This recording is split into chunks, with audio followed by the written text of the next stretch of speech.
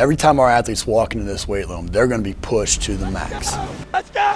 Let's go! The barbell hasn't changed in over 100 years. I can take a 25-pound plate, and we'll go out on the turf, and I'll have you hating life. We talk about straining your gut, pushing past that comfort level. I want a lot of energy. What better breeding ground is there for being a success in life than the weight room?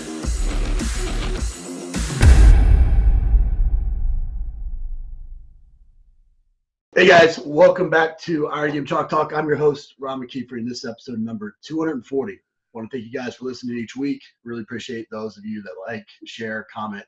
Just helps me to continue to highlight the great people in our business. Also want to thank our sponsors, and specifically Woodway, for bringing this episode to you for free. I only partner with vendors and sponsors that I believe in, and Woodway by far makes the best treadmill out there, and just do a fantastic job of giving back to the community. This week I'm joined by Pat Lindsay. He's a performance coach up at Reach Your Potential with Bobby Smith, and they just it's a facility, performance facility that I think quite a bit of. And not only are they doing a great job by their community, but they're also turning around and they're giving back to the community in terms of educational products, strength and conditioning, community through videos and resources and things along those lines. So, Pat, really appreciate you taking time coming on the show, man. Thanks a lot, Coach. It's a pleasure to be here. Big fan of your show and great opportunity. Thanks, man. Well, hey, you've kind of gone, you've been in this business long enough to have a few stops along the way. Rather than go into all the different stops, give me the experience that you had that best defines you currently. I would have to say probably going through the internship program at Reach Your Potential Training. Having coaches above me such as Coach Bobby Smith and Coach Adam Fight, I don't think I could name two better people to learn under. I mean, just the detail-oriented mindset that they have and focusing on the athletes first, it was just something to grow off of. Yeah, no, those guys are – both of them been on the show before, and they're both personal good friends, and they're incredible that way. What about the experience maybe separated it out from others? I think giving me the opportunity to kind of grow by throwing me in the fire. I had a couple opportunities at certain colleges where I got a chance to kind of be a fly on the wall, kind of stand in between racks 4 and 5 and make sure no one was getting hurt. But when I got to RIPT, it was, hey, coach, this is how we do our program. This is how I want you to coach the program. And we're going to give you 2 weeks to learn it. And then week 3, you're in. Right. And learning by doing is is the way that I learned the best. And the opportunities that they gave me to do that were above and beyond. No, I couldn't agree more. Well, when you get thrown into the fire like that early on, you can't do that without making some mistakes. What's one of the biggest mistakes you made and how you learned from it? Wow. Being a young coach, I think I'm continually making mistakes even today. I'll definitely make some mistakes today when I coach. But looking back on it, I think, I started at RIPT right out of college. So I was 22 at the time. And coaching other athletes who are, if they're at the college level, they're 19, 20, 21. So they're basically the same age as me. I think being able to separate coach-athlete relationship between being friend, buddy, while in the weight room, that was definitely some things I took away. You got to be their friend, but you also got to be their coach. And some athletes I think I connected too much with in terms of I had a baseball player. He was, cool kid. I was like, oh, this guy's pretty cool, but I got to be his coach for that hour and a half. So turning on the switch of coach and friend was definitely the mistake I made. Yeah, I think we all make that, especially early in our career. I was a head strength coach in NFL Europe at 22 years old, and then head strength coach at the University of South Florida at 23. And you're right. I mean, a lot of those guys are close to the same age, and they're cool guys or cool girls, and you want to hang out with them, but at the same time, you gotta. I think something that was a big takeaway for me. Somebody, I don't know who told me this, but for those young coaches that are listening, I think it's really important that you maintain, that you establish I'm Coach McKeefery or Coach Mac or Coach whatever, as opposed to being called by your first name. Not only is it an honor to be called coach, in my opinion, but I think it also helps the athlete just when they say that there's a level of authority there, that they know to respect. Yeah. And so I think that's something that I would recommend all young coaches do. And it's odd and it's awkward at first, but eventually it's, when you got that young coach that's being coached, that's being called Coach McKeefery or Coach Livesey, that it shows the surrounding people the level of respect as well. I think that's important. Well, man, we wanted to get you on the show, specifically to talk about this warm-up product that you guys got coming out with Bobby, and you guys are really dug in. And what I like about what you guys do there is that you create systems and processes that serve as a template to kind of keep you honest. Absolutely. And I think that's something that there's just, especially with warm-ups, it's kind of an afterthought. It's just like, oh, we need to do this so we can get to the real work.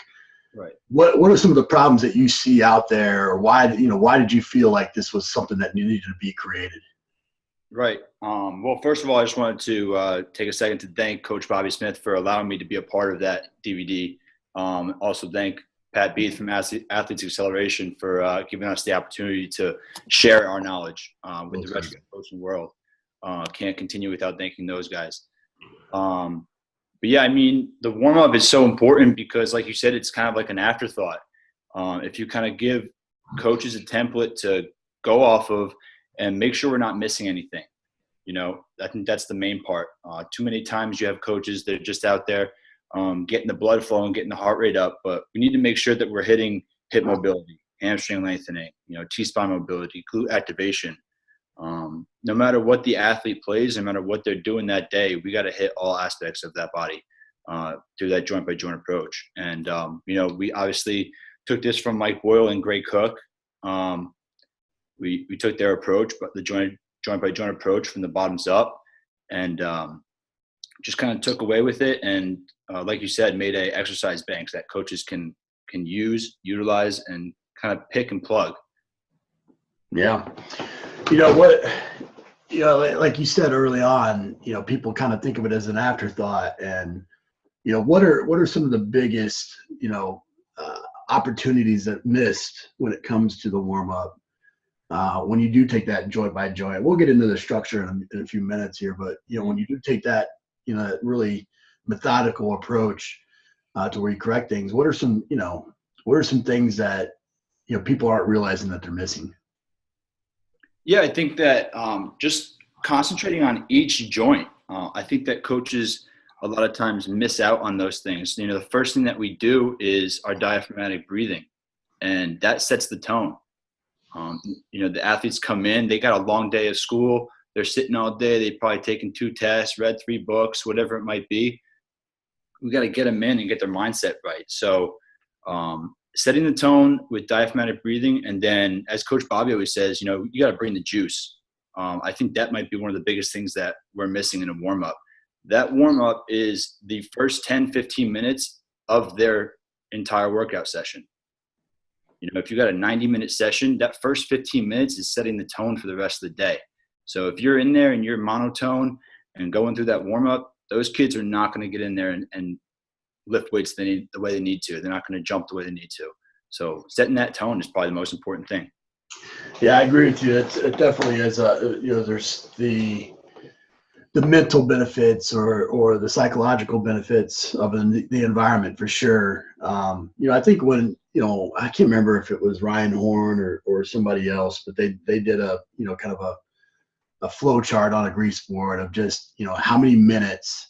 By going and for me, I incorporate a lot of what are considered typically sprint mechanic drills, A skips, A walks, B skips, things like that into the warm up. Mm-hmm. Well, you add that up, 5 warm ups a week times, however many workouts, in a session or, in a week or in a month or a year. In 4 years, you start to add up the amount of time that you're working on speed development and or CNS with reactive type of work or things along those lines. or diaphragmatic breathing, which is something that's often missed.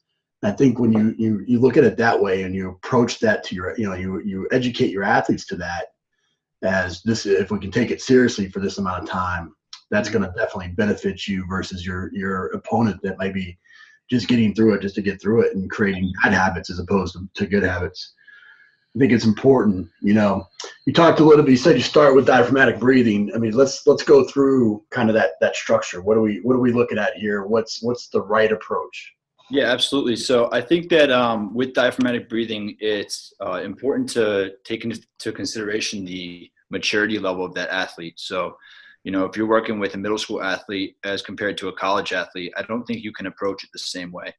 The middle school kids are going to be sitting there giggling, looking at each other, poking each other, while the college athletes, they'll get into it seriously. But anywhere from high school to college, what we've started to do, we start with them shoes off. That's the first thing. Get them in there, lying down on their back. We have one hand on their chest, one hand on their stomach. And we're really focusing on breathing using the diaphragm, allowing the stomach to rise instead of your chest rising. So what that's allowing us to do is, take a good inhale breath and then blow out as hard as possible, kind of like blowing up a balloon. You really want to exhale, kind of reset the system. Get that mindset right, visualizing. And we ask them to take about 10 breaths, on your own time.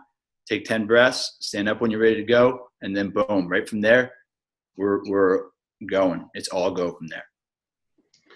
So from diaphragmatic breathing, where do we go next? From diaphragmatic breathing, we have the athletes set up in kind of like a 4x4 grid so that we can see all athletes. If we have a group, our groups don't go any higher than 16. So that we can see all the athletes, make sure everything's going well. But from there, we go into a CNS prep. CNS prep, we go about 15 seconds, and we break it up into trisets. So there'll be our CNS prep. Our 1A will be, let's say, hip mobility, and then our 1B will be hamstring lengthening. And then, from there, we'll go back around to hip mobility, hit the hamstring lengthening again, and then we'll go into the next triset. We always start off our triset with a CNS prep, which we perform one time. And then we go into 2A, 2B, which might be, core work, whether it's anti-extension to anti-rotation. If you start moving those limbs, you're going into the anti-rotation aspect of it. And then a T-spine mobility, loosen up that thoracic spine. So like I was saying before, we use the joint by joint approach going from the bottom up. And we really got to focus on those joints, whether they're stable or mobile, whatever their purpose might be, and attack it. So give me an example then, of a warm up from start to finish. Yeah, absolutely. So start in, athletes come in, like I was saying, they go through their diaphragmatic breathing, then they'll come out and go into a CNS prep, which might be a high knees. So we'll go high knees 15 seconds, get it going. Go into 1A and 1B, which might be hip mobility. So, we're talking anything from iso squat or a counterbalance split squat. Just loosen up those hips. We might do that on a day one where we're focusing on squats. From there, we'll go into a hamstring lengthening. So we'll go with alternate toe reach, one leg out, toe up, reach down, scoop that up, get that hamstring. That's 1B, you said? That's 1B, yeah. So we'll do 1A and 1B twice. Okay. Then we'll go into 2. That's another CNS prep. So we're talking jumping jacks, side-to-side jumps, whatever that might be. 15 seconds, get it going, get that heart rate back up. Then we'll go 2A and 2B. 2A could be anti-extension. 2B will be T-spine mobility.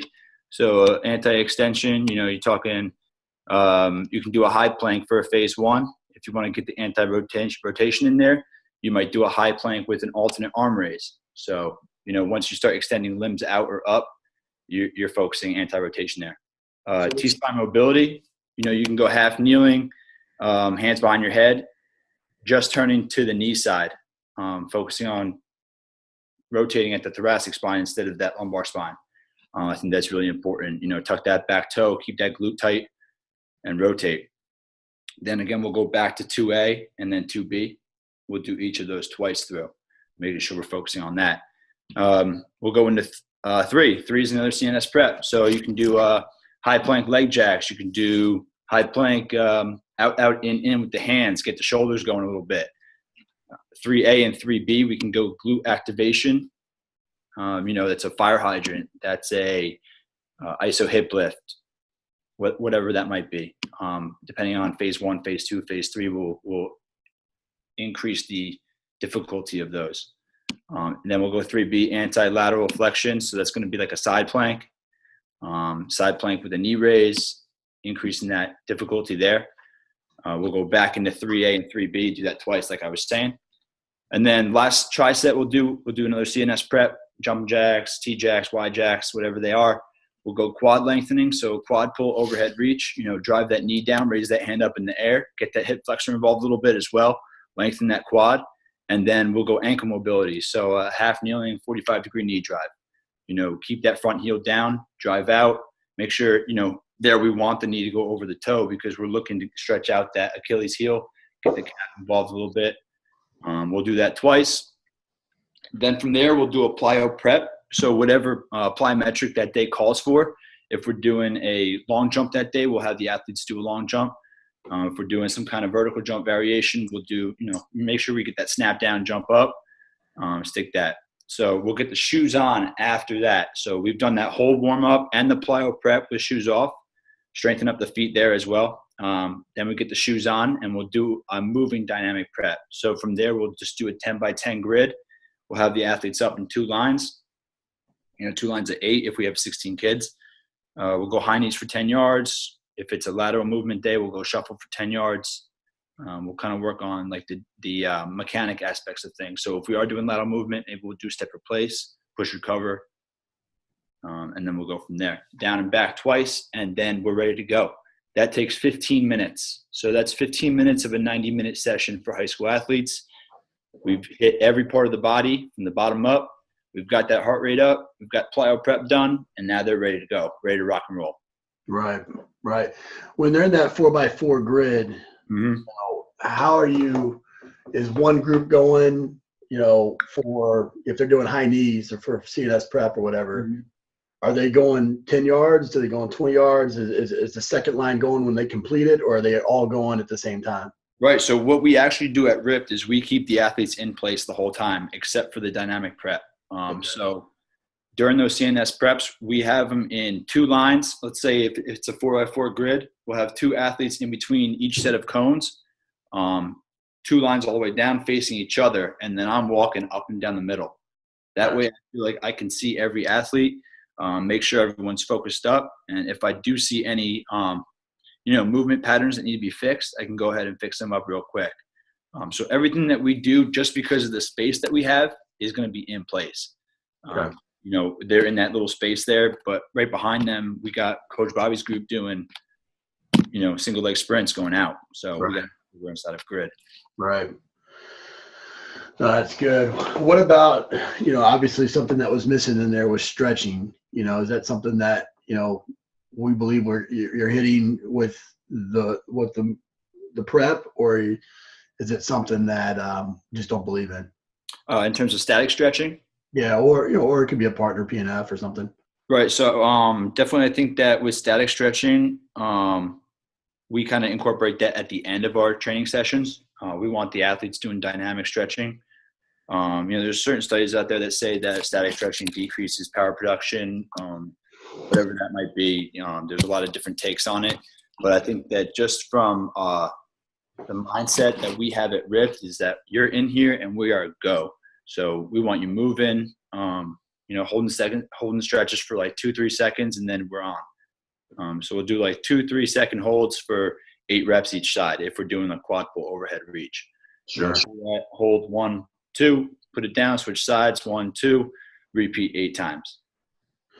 When you were training the core in there, when you're doing the anti-flexion or anti-extension, it's not so much for strengthening the core as it is for just activating it, correct? Correct, absolutely. So we might even incorporate some glute activation in there. Hold a low plank and do a leg abduction, kind of strengthen that glute up and keep the core tight. Are you doing that off a number of reps, time? How, if you're doing a side plank, what are you doing? Right. If we're doing a side plank, we'll hold that up 12 seconds. I'll kind of make them hold it up. I'll walk all the way through. By the time I get to the other side, I'll say switch it up.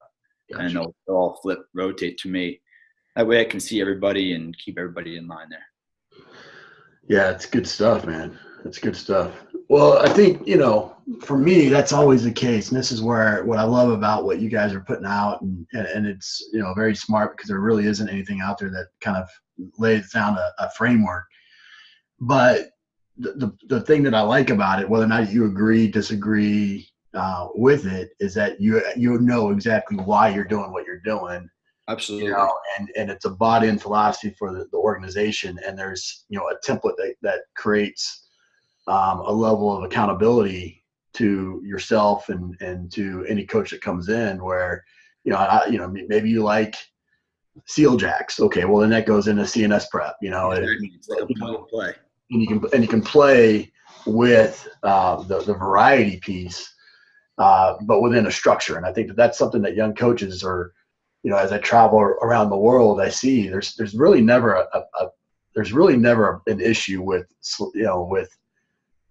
choice of a selection of exercises. There's always plenty of exercises. It's just where do you place those in terms of order and sequencing.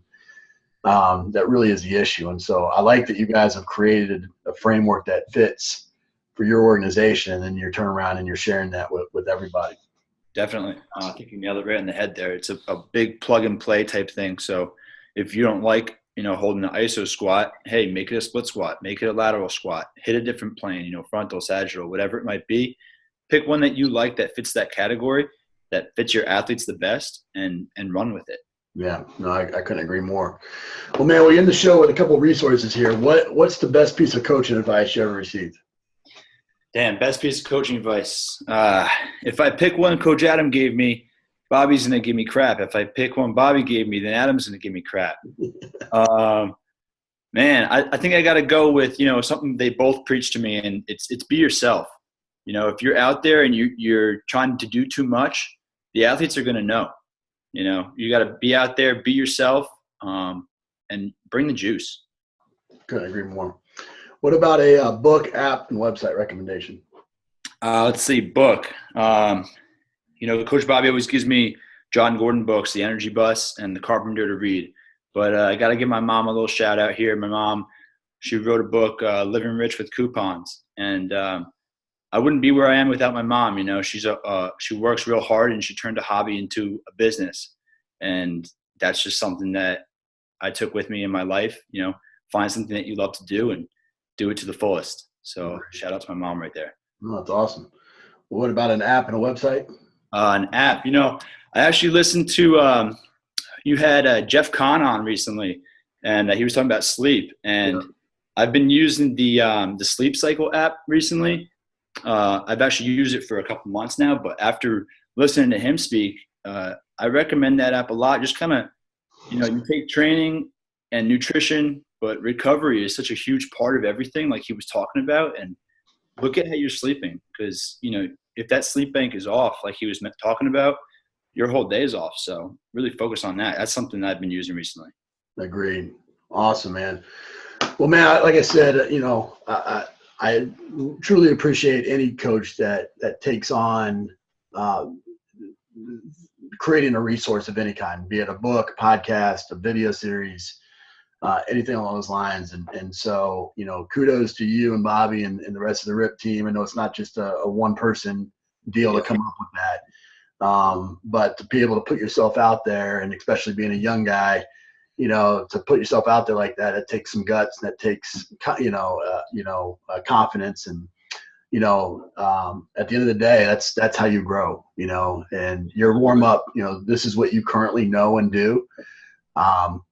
It may hold up for the test of time, or it may be something that 10 years down the road you tweak a little bit, but at least you're sharing what you do. And I think that's a critical piece to the development of a coach. So appreciate you guys. Appreciate you coming on and sharing, and thanks again for putting out the resource. Yeah, I appreciate you having me on here. It was an awesome opportunity, and good to be happy. That's it for this episode of Iron Game Chalk Talk. Thanks to this week's guest as well as our sponsors for bringing this episode to you for free. Make sure to check out ronmckeefery.com where you can join our mailing list, find the show notes, including all the links and resources mentioned, and information about Coach McKeefery's other products. While you are there, please join Coach McKeefery in the comments section thanking our guest for sharing. If you haven't subscribed to Iron Game Chalk Talk on YouTube or iTunes yet, make sure to do so. Comments, ratings, and reviews are always welcome. Coach McKeefery can be found on Twitter at @RMcKeefery, on Facebook and YouTube at /Ron.McKeefery. That's it for this week. Be sure to check back next week for another great episode of Iron Game Chalk Talk.